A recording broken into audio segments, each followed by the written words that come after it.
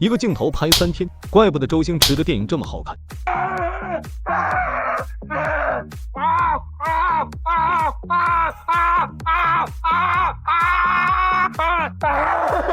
其實好多人都唔知原來拍咗3日嘅嗰場，痛苦嘅，因為周星馳每一個 shot 都要 perfect 嘅。譬如話有一個最記得就係我要喺車軌上面走向鏡頭，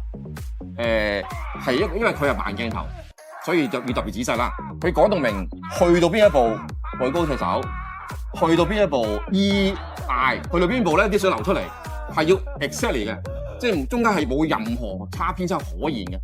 慢鏡頭原本就非常難演，一些正常拍攝時能夠忽略的小細節，在慢鏡頭之下都會被無限放大，顯得非常不自然。再加上鄭文輝本來就不是專業演員，所以這場只有短短幾秒鐘的戲份，他前後一共拍攝了30多遍，最後才終於讓周星馳滿意。我哋係拍咗接近30個 take，